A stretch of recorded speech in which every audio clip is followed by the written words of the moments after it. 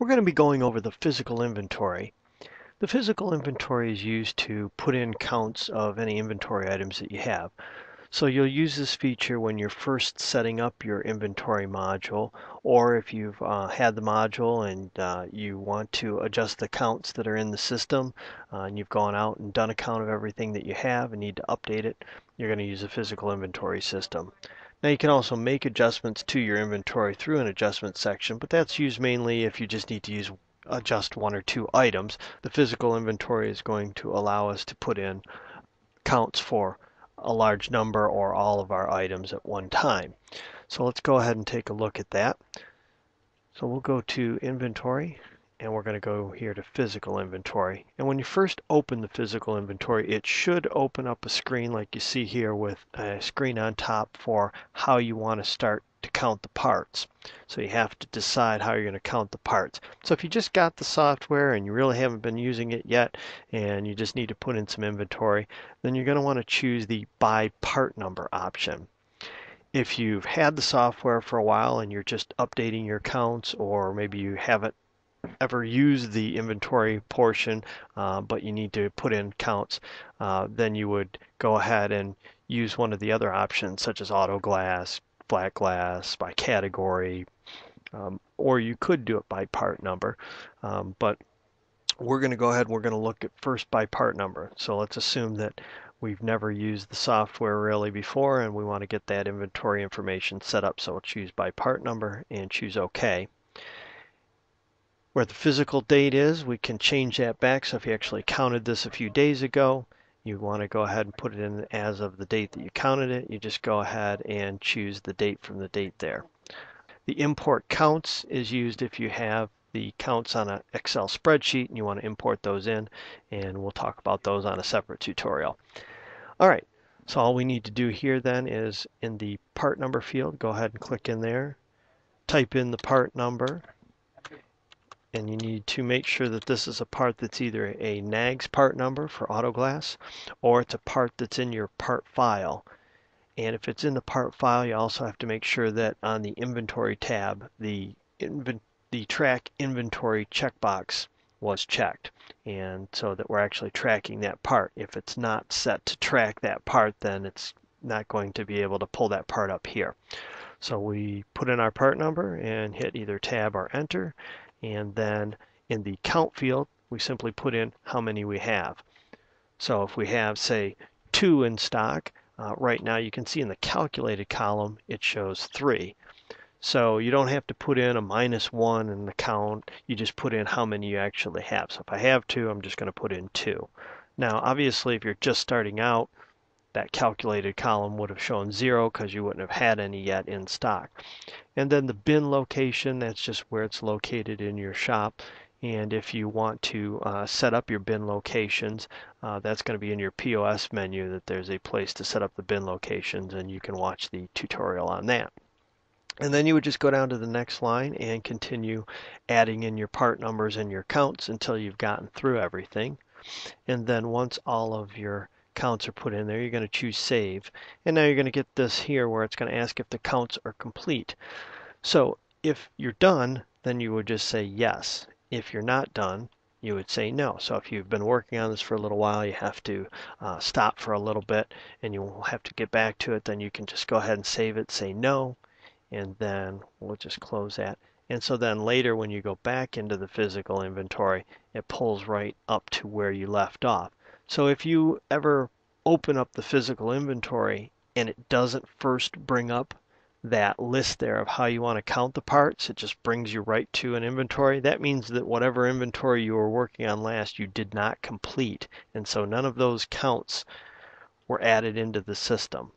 And so you may need to make some changes to it, or you may need to just void it out. So if you find that you had started one several months ago, never finished it, and now obviously that's incomplete, then you would want to go up to the top to the delete icon and then just go ahead and void that out and then start over. All right, we're going to go ahead now and we're going to just save this as complete. And now we're going to go and just hit new, and we're going to look at a different way to count here. So again, if we were to come in here, start a new count, It's going to ask us how we want to count it. So again, if I've had the inventory module for a while, a lot of parts are already in my inventory. Even if I haven't been putting in what I've received, it's going to have a bunch of negative numbers of what I've sold at least. So I can do it that way. I can pick flat glass. I can just work on a particular category or several categories of goods. Sometimes if you have a large inventory, you might want to do it that way where you're only counting a few categories at a time. We're going to go ahead and just leave it on auto glass. Now you also have an option at the bottom there to ignore zero balance items, and that means that it's not going to show any parts that the balance on them is zero. We're going to go ahead and just leave that unchecked for now though. So we'll choose OK. Now it pulls up a list of all our auto glass parts that we have in our inventory system. And you'll see it's got the part number, a description, count, unit, calculated, and bin. Now the count column and the calculated column, you'll notice on the first couple of items there, they match each other.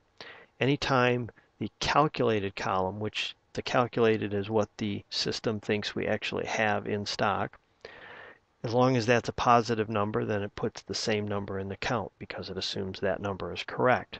However, if you go down a little bit further, you see on our DW1292 there, it's got a -3 in the calculated. So the system thinks, well, we sold a bunch and we were -3 in our inventory on this part, so we probably really don't have any in stock, so it just makes the count 0.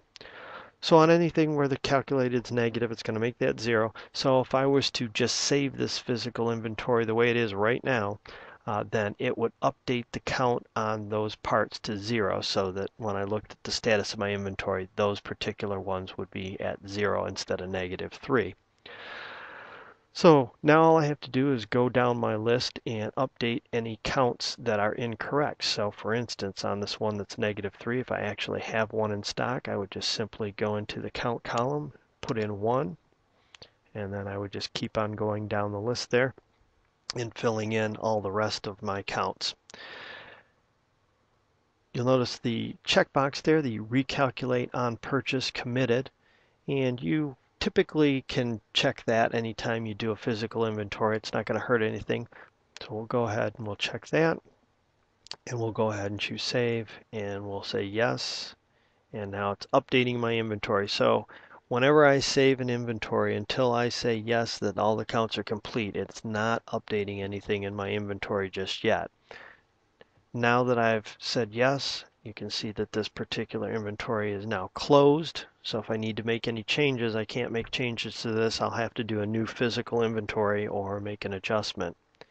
And once I've saved this as complete, I can now go in and run my reports for inventory and they will be updated. So we'll just take a quick look here at one of the inventory reports and we'll just look at the status here. And this is a good way to check to make sure that everything got entered in correctly. And we'll just leave everything set to all here. And then we'll just go ahead and choose OK. And now here's our list. And you can see all of the counts. And you can see on our 1292 that I updated to 1. It now shows 1.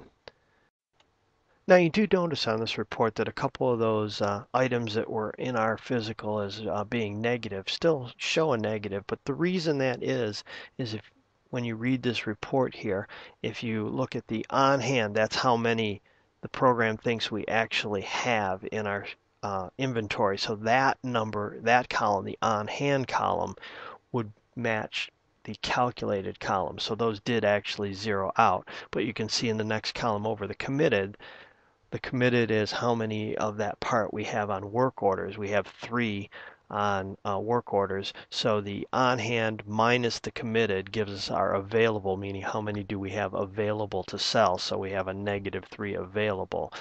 So a little deceiving there when you look at that to make it makes it look as if when we save that physical that it didn't zero out those parts that it was supposed to, but it actually did.